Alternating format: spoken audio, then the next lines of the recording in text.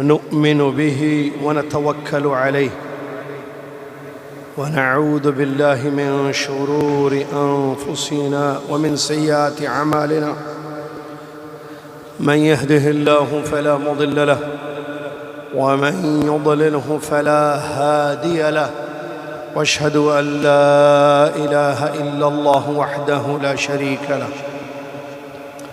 واشهد ان محمدا عبده ورسوله اما بعد اعوذ بالله من الشيطان الرجيم بسم الله الرحمن الرحيم يا ايها الذين امنوا اتقوا الله حق تقاته ولا تموتن الا وانتم مسلمون يا أيها الناس اتقوا ربكم الذي خلقكم من نفس واحدة وخلق منها زوجها وبث منهما رجالا كثيرا ونساء واتقوا الله الذي تساءلون به والأرحام إن الله كان عليكم رقيبا يا أيها الذين آمنوا اتقوا الله وقولوا قولا سديدا يصلح لكم أعمالكم ويغفر لكم ذنوبكم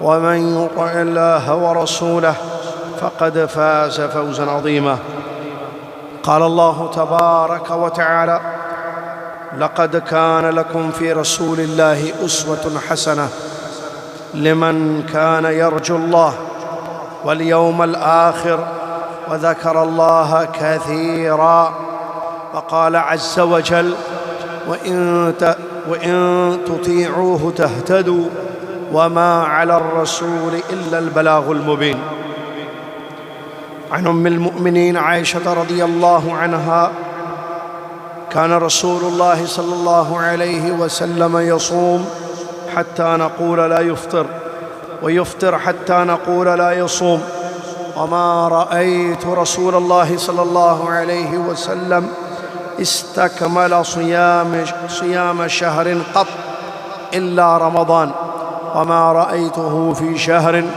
أكثر منه صياما في شعبان متفق عليه. تمام تعریف، تمام ثنا، تمام حمد اس اللہ رب العالمین کے لیے ہے جو خالق ہے اکیلا، مالک ہے اکیلا، رازق ہے اکیلا، معبود ہے اکیلا. اس کی ذات و صفات میں کوئی اس کا شریک نہیں. عظیم اس کی شان ہے، جس چیز کو چاہتا ہے پیدا کرتا ہے، جس چیز کو چاہتا ہے فضیلت دیتا ہے اور مقام و مرتبہ عطا کرتا ہے. حکم اس کا، مخلوق اس کی، کائنات اس کی، ذرہ ذرہ اس کے تابع، اس کے ماتحت. وہ جو چاہے کرنے والا. سبحان اللہ ما عظم شانہ، سبحان اللہ و بحمدہ، سبحان اللہ العظیم. صلاۃ و سلام اس کے بعد پیارے نبی امام الانبیاء محمد رسول اللہ صلی اللہ علیہ وسلم کی ذات گرامی پر کہ جن کو اللہ عز و جل نے پوری امت کے لیے، پوری کائنات کے لیے اسوہ حسنہ بنایا. ان کے طریقے پر کی گئی عبادت اللہ کے یہاں مقبول ہے. ان کے طریقے پر کیا گیا عمل کا بدلہ اللہ کے پاس ملتا ہے. ان کی مخالفت ہلاکت ہے، ان کی مخالفت دردناک عذاب کی طرف لے جانے والی چیز ہے. اللہم صلی علی محمد وعلی آل محمد کما صلیت علی ابراہیم وعلی آل ابراہیم انکا حمید مجید. اللہم بارک علی محمد وعلی آل محمد کما بارکت علی ابراہیم وعلی آل ابراہیم انکا حمید مجید. یہ مختصر سی حمد و صلات تھی. اس کے بعد آج یکم شعبان 1446 ہجری مطابق 31 جنوری 2025 عیسوی خطبہ جمعہ کا آپ اردو میں ترجمہ سماعت فرما رہے ہیں. آج جس موضوع پر ہمارے خطیب صاحب نے خطبہ دیا وہ ہے شعبان کی سنت۔ الحمدللہ اللہ کے فضل و کرم سے آج سے یا کل مغرب سے کہیں زیادہ صحیح، شعبان کا مہینہ شروع ہو چکا ہے۔ آج پہلی شعبان ہے، اور آپ جانتے ہیں اس مہینے کے بعد جو ایک مہینہ آتا ہے، اللہ خیر سے ہماری زندگیوں میں لائے اس کو، آمین یا رب العالمین۔ وہ رمضان المبارک کا مہینہ ہے۔ شعبان یہ جو مہینہ شروع ہو چکا ہے، اس مہینے میں ہمارے نبی صلی اللہ علیہ وسلم کی سنت کیا تھی، آج کے خطبے میں اس کو بتایا گیا ہے۔ کیوں بتایا گیا ہے؟ اس لیے کہ میں اور آپ پابند ہیں سنت پر عمل کرنے کے۔ سب سے اچھا طریقہ نبی صلی اللہ علیہ وسلم کا طریقہ ہے، اور نبی علیہ السلام کی حیات طیبہ ہم سب کے لیے اسوہ حسنہ ہے، اور نبی صلی اللہ علیہ وسلم کی سنت کی پیروی سے ہمیں ہدایت نصیب ہوگی، جو ہدایت ہم نمازوں میں سورہ فاتحہ میں اللہ سے مانگتے ہیں، اہدنا الصراط المستقیم۔ اللہ نے فرمایا وَإِن تُطِيعُوهُ تَهْتَدُوا وَمَا عَلَى الرَّسُولِ إِلَّا الْبَلَاغُ الْمُبِينُ۔ اگر تم سب محمد صلی اللہ علیہ وسلم کی اطاعت کرو گے، تہتدو، تم ہدایت پر رہو گے۔ رسول اللہ صلی اللہ علیہ وسلم کا کام ہے کھلم کھلا پہنچا دینا۔ اس آیت میں اللہ نے دو باتیں بتائیں۔ نمبر ایک، ہدایت کا راستہ نبی صلی اللہ علیہ وسلم کی سنت پر عمل ہے۔ نمبر دو، نبی صلی اللہ علیہ وسلم کا کام ہے دین کو پہنچا دینا۔ نبی صلی اللہ علیہ وسلم نے اپنا کام کر دیا، ہم امتی اپنا کام کریں، اور وہ یہ ہے کہ نبی کریم صلی اللہ علیہ وسلم کی سنتوں کو معلوم کریں، طریقے کو جانیں اور اس کو فالو کریں۔ اسی میں ہدایت ہے۔ اس آیت میں اس کی خبر دی گئی ہے۔ دوسری آیت سورہ احزاب کی، اللہ تبارک و تعالیٰ فرماتا ہے لَقَدْ كَانَ لَكُمْ فِي رَسُولِ اللَّهِ أُسْوَةٌ حَسَنَةٌ۔ رسول اللہ صلی اللہ علیہ وسلم کی زندگی تمہارے لیے بہترین اسوہ ہے۔ اسوہ مطلب فالو کرنے کی چیز، نقش قدم، ان پہ چلو، تأسی اختیار کرو۔ ہر اس انسان کے لیے نبی صلی اللہ علیہ وسلم کی زندگی اسوہ حسنہ ہے جو اللہ سے ثواب کی امید رکھتا ہو، اور آخرت میں پر اس کا ایمان ہے، اور آخرت کی امید رکھتا، اور اللہ کا کثرت سے ذکر کرتا ہے۔ معزز سامعین، ان آیتوں سے یہ بات معلوم ہوئی، جو انسان یہ چاہے کہ دنیا اور آخرت اس کی کامیاب ہو، سعادت مندی ملے دارین میں، اور دونوں زندگیوں میں کامیابی ملے، دنیاوی زندگی میں بھی، اخروی زندگی میں بھی، اور رب الکونین کو راضی کر لے، تو اس کو چاہیے کہ وہ نبی صلی اللہ علیہ وسلم کے نقش قدم پر زندگی گزارے، نبی صلی اللہ علیہ وسلم کے راستے کو معلوم کرے، دینی راستہ، اور اس راستے پر چلنے کی ہر ممکن کوشش کرے۔ اب سوال یہ پیدا ہوتا ہے، جب نبی علیہ السلام کے راستے کی اس قدر اہمیت ہے، آپ کے طریقے کی اس قدر تاکید آئی ہے، اہمیت آئی ہے، تو شعبان میں آپ کی سنت کیا ہے؟ یہ جو مہینہ شروع ہو چکا ہے، اس مہینے میں نبی صلی اللہ علیہ وسلم کیا کیا کرتے تھے؟ تو آئیے اس کو ہم معلوم کرتے ہیں اصحاب کرام رضی اللہ عنہم اجمعین کی زبانی، کیونکہ وہ رہتے تھے ساتھ میں، دیکھتے تھے نبی صلی اللہ علیہ وسلم کو شعبان میں بھی، اور جو نبی صلی اللہ علیہ وسلم کا عمل معلوم ہوتا ان کو، وہ ہم بعد والوں تک پہنچا دیتے۔ اللہ ان کو جزائے خیر دے، انہوں نے نبی صلی اللہ علیہ وسلم کی سنت ہم تک پہنچائی ہے شعبان کے مہینے میں۔ ام المومنین عائشہ رضی اللہ عنہا فرماتی ہیں رسول اللہ صلی اللہ علیہ وسلم روزے رکھا کرتے تھے، سال بھر روزے رکھتے تھے، اتنا کہ ہم کہتے کہ اب روزہ نہیں چھوڑیں گے، یا روزے رکھتے تھے، عمومی طور پر بتایا گیا یصوم حتی نقول لا یفطر۔ نبی صلی اللہ علیہ وسلم کا طریقہ کیا تھا کہ روزہ رکھتے تو ہم کہتے کہ اب چھوڑیں گے نہیں، شاید رکھتے ہی جائیں گے، پھر چھوڑ دیتے تو ہم کہتے کہ اب شاید رکھیں گے نہیں، مطلب رکھتے بھی تھے روزے، چھوڑتے بھی تھے۔ یہ بات اس کے بعد آگے فرماتی ہیں ام المومنین عائشہ رضی اللہ عنہا، میں نے رسول اللہ صلی اللہ علیہ وسلم کو رمضان کے علاوہ مکمل کسی مہینے روزہ رکھتے ہوئے نہیں دیکھا۔ آگے فرماتی ہیں میں نے رسول اللہ صلی اللہ علیہ وسلم کو زیادہ روزے رکھتے ہوئے اگر کسی مہینے میں دیکھا تو وہ شعبان میں دیکھا۔ یہ مہینہ کیا معلوم ہوا اس حدیث شریف سے؟ 3 باتیں معلوم ہوئی نبی صلی اللہ علیہ وسلم کی۔ پہلی بات، روزہ رکھنا روزہ چھوڑنا دونوں عمل نبی صلی اللہ علیہ وسلم کی زندگی میں، روزے رکھتے بھی تھے روزے چھوڑتے بھی تھے۔ دوسری چیز، کمپلیٹ مہینہ، مکمل مہینہ نبی صلی اللہ علیہ وسلم نے اگر روزہ رکھا تو وہ صرف رمضان کا مہینہ ہے جس کی آمد ہے۔ اللہ سے دعا ہے کہ اللہ ہماری زندگی میں خیر سے اس کو لا دے، آمین۔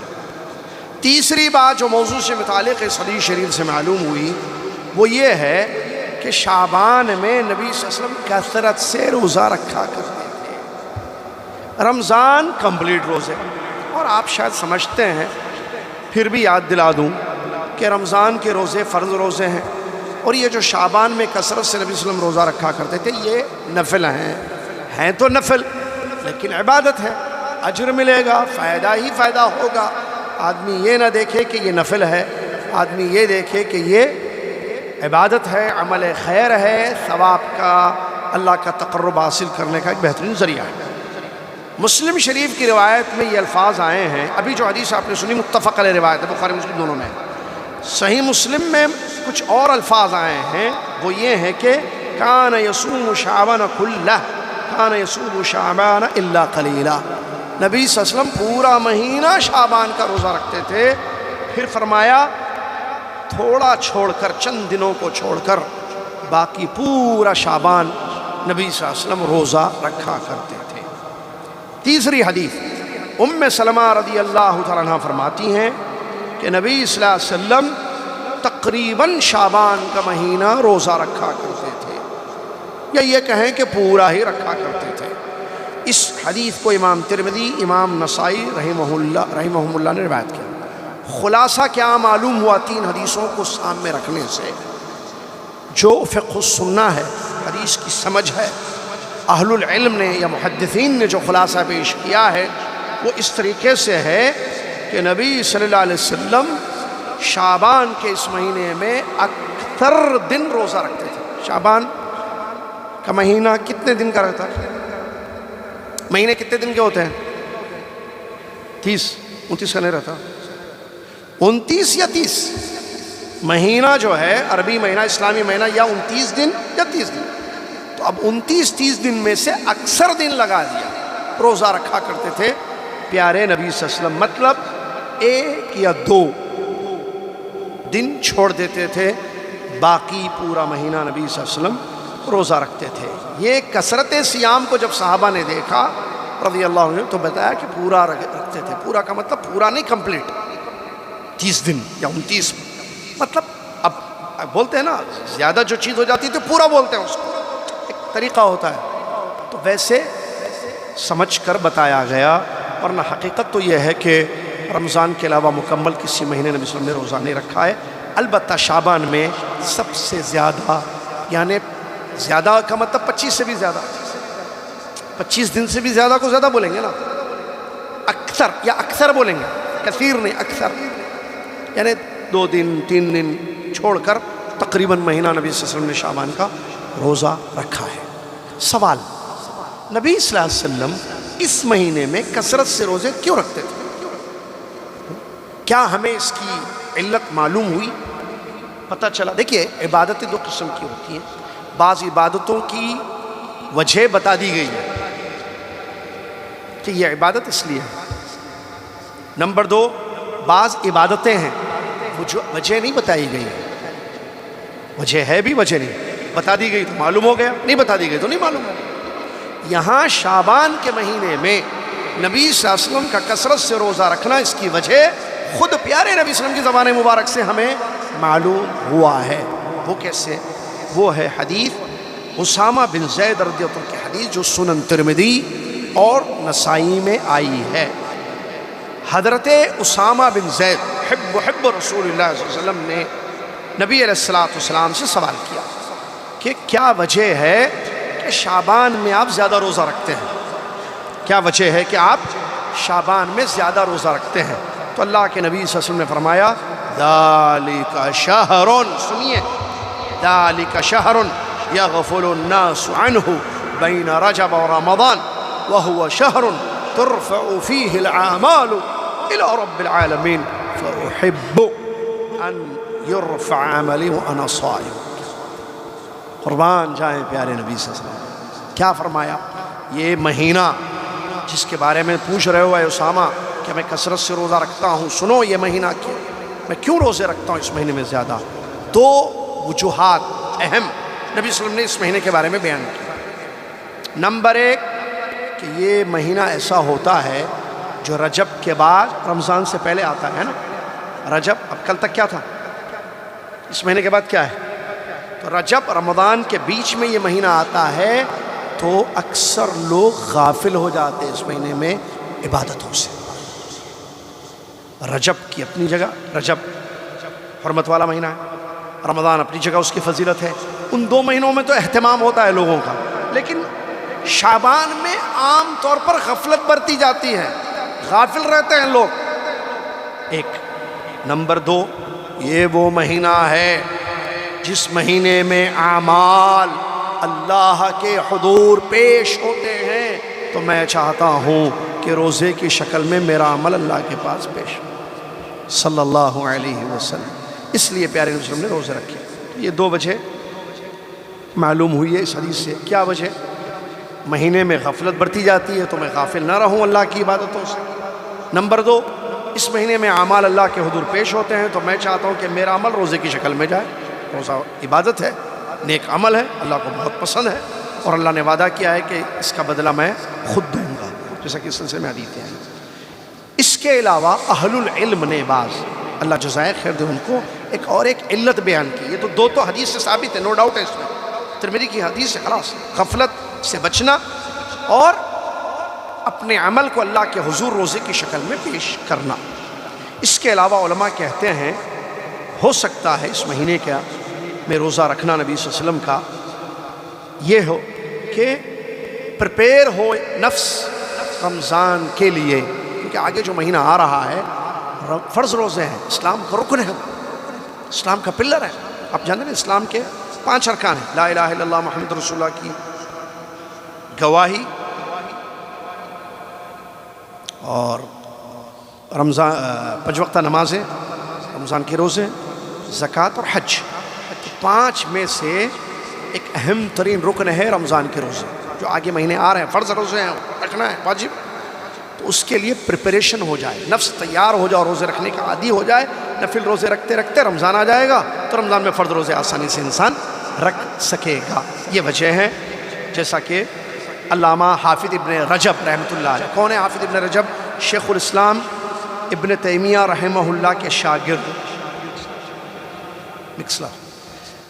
حافظ ابن رجب رحمہ اللہ بیان فرماتے ہیں کہ شعبان کے مہینے میں روزہ رکھنا، اس کی وجہ یہ ہو سکتی ہے کہ رمضان کا مہینہ آئے تو نفس کو مشقت نہ ہو، نفل روزوں کی عادت ہو چکی ہے انسان کو، تو نفس کو مشقت نہ ہو، تکلیف نہ ہو فرض روزے رکھنے میں، اس لیے اس مہینے میں روزے رکھے جاتے ہیں کہ رمضان آ جائے تو پوری قوت کے ساتھ، پوری نشاط کے ساتھ رمضان کے روزے انسان رکھ لے۔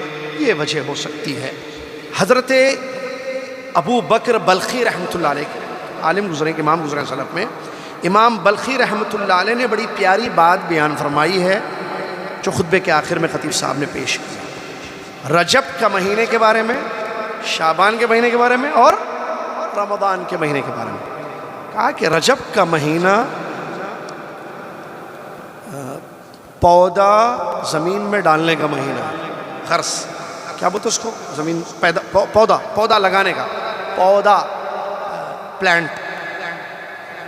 رجب کا مہینہ پودا لگانے کا مہینہ ہے، شعبان کا مہینہ پانی پہنچانے کا مہینہ ہے اس پودے کو، رجب کا مہینہ پودا لگانے کا، اور شعبان کا مہینہ اس پودے کو پانی دینے کا مہینہ ہے، رمضان کا مہینہ پھل نکالنے کا مہینہ ہے۔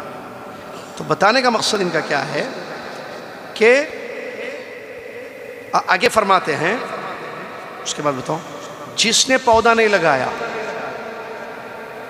اور پانی نہیں دیا پودے کو تو وہ رمضان میں کیسے پھل پا سکتا ہے یا اس پودے کا فائدہ کیسے اٹھا سکتا ہے؟ بہرحال یہ حضرت ابو بکر بلخی رحمۃ اللہ علیہ ان کا قول انہوں نے پیش کیا۔ کہنے کا مقصد یہ ہے کہ رمضان چونکہ آ رہا ہے، فرض روزوں کا مہینہ، تو اس سے پہلے ہی انسان اپنے آپ کو تیار کر لے تاکہ اس مہینے سے زیادہ فائدہ اٹھا سکے۔ جس نے تیاری نہیں کی، اچانک مہینہ شروع ہو گیا، مہینہ تو آئے گا تو پھر اب روزے رکھنا ہے، فرض روزے ہیں، تو اس کے لیے شاید زیادہ قوت انسان کے پاس نہ رہے، اسی لیے کوشش کرنی چاہیے کہ پہلے سے اس کی مکمل تیاری ہو۔ یہ تھا آج کے خطبے کا خلاصہ، جس میں لیسن یا کیا ہے ہمارے لیے سبق یہ ہے کہ اس ماہ مبارک میں نبی صلی اللہ علیہ وسلم کی سنت نفل روزے رکھنا ہے، تو کیوں نہ ہو کہ ہم اس پر عمل کریں، کثرت سے روزے رکھیں، جو زیادہ رکھ سکتے زیادہ رکھیں، جو پیر جمعرات رکھ سکتے ہیں پیر جمعرات رکھیں، یا کیا کہتے ہیں وہ ایام 20 کے 3 روزے وہ رکھیں۔ بہرحال نفل روزے ہیں، رکھنا چاہیے، فائدہ ہے، خیر ہے، اس میں کوئی شک نہیں ہے۔ یہ تو تھا خطبہ سنت کے متعلق۔ اب بھائی سنت ایک طرف ہے، لوگ سنت کی خلاف ورزی ہر مہینے میں کرتے ہیں۔ آپ دیکھیے یہ بھی مہینہ بھی آئے گا، 15 شعبان آئے گی آگے، کیا بولتے اس کو، شب برات مناتے ہیں لوگ۔ سنت روزے نفل نہیں رکھتے، لیکن شب برات منانا، بدعتیں کرنا، رجب گیا کنڈے منائے رجب میں، اس سے پہلے پتہ نہیں کیا کیا۔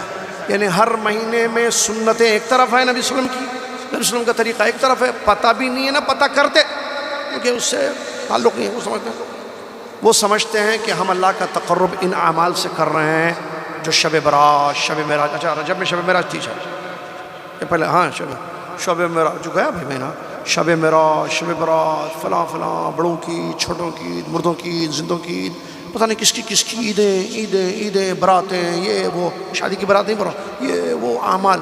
ایک بات اچھی طریقے سے یاد رکھیں، اللہ کا تقرب حاصل کرنا، سنت پر عمل کرنا ضروری ہے۔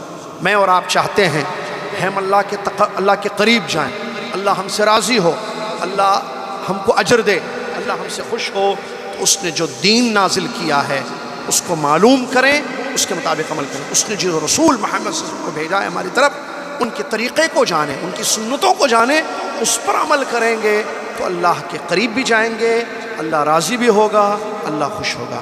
شرکیہ عمل سے اللہ کبھی خوش نہیں ہوتا ہے، بدعت سے کوئی بھی اللہ کا تقرب حاصل نہیں کر سکتا ہے۔ سنت اور سنتیں معلوم نہیں ہوں گی، بدعتوں پر عمل ہوگا۔ جب سنت معلوم ہوگی تو فرق سمجھ میں آئے گا، یہ سنت ہے، اس کی خلاف ورزی یہ بدعت ہے۔ بدعتوں کو چھوڑے گا انسان، سنتوں پر عمل کرے گا۔ لہٰذا آپ کی ذمہ داری ہے آپ کے گھر والوں کو، خود کو سنتوں کا علم دیں اور سنتوں پر عمل کرنے کی کوشش کریں۔ بدعتوں کا پتہ کریں، کیا بدعتیں ہیں، عقیدے کی بدعت، منہج کی بدعت، عمل کی بدعت کیا ہیں، ہم اس سے کیسے اپنے آپ کو بچائیں۔ اللہ مجھے اور آپ کو اس کی توفیق عطا فرمائے۔ اللہ تعالیٰ سنت پر عمل کرنے والا، ہدایت کے راستے پر چلنے والا ہم سب کو بنا دے، اور اس مہینے میں جو سنت ہے نبی صلی اللہ علیہ وسلم کی اس پر عمل کرنے والا ہم سب کو بنائے۔